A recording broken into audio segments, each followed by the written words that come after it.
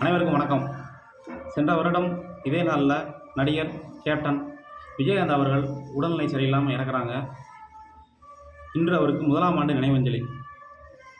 அவர் இறந்ததுலேருந்து இப்போ வரைக்கும் பார்த்தீங்கன்னா, சமூக ஊடகங்களாக இருக்கட்டும், தொலைக்காட்சிகளாகட்டும், இல்லை மக்களாகட்டும், அவருடைய புகழை தூக்கி பேசுகிறாங்க, ரொம்பவே புகழ்ந்து பேசுகிறாங்க. தொலைக்காட்சி நிகழ்ச்சிகளுக்கு வர்ற சிறப்பு விருந்தினர்கள்லாம் விஜயகாந்தை பற்றி பேசாமல் இருக்கிறதே இல்லை.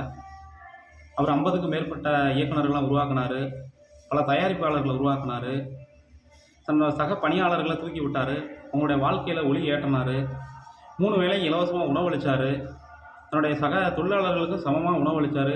இப்படி அப்படின்னு எவ்வளவோ பல சிறப்பு விருந்தினர்கள் பேசுகிறதெல்லாம் நம்ம பார்த்துருப்போம்.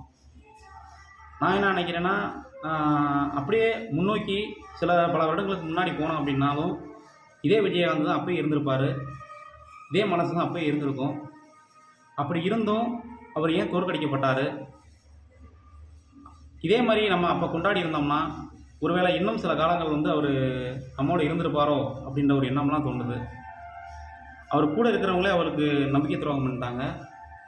ஏன் இவ்வளோ பெரிய நல்லவருக்கு கூட வந்து நம்பிக்கை துரோகம் பண்ணிட்டாங்க.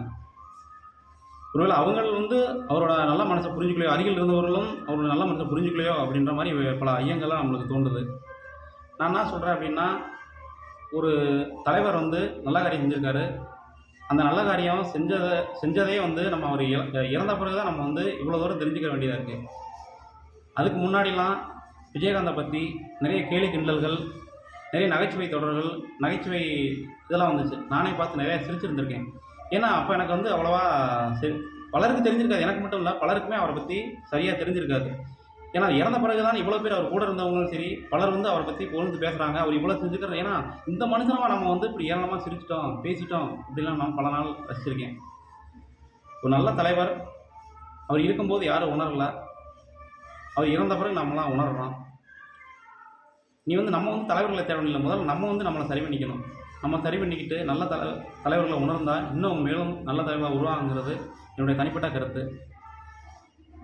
கேப்டன் அவர்களே, கடவுள் இருந்திருந்தால் நீங்கள் கடவுள் ஆகியிருக்க மாட்டீர்கள்.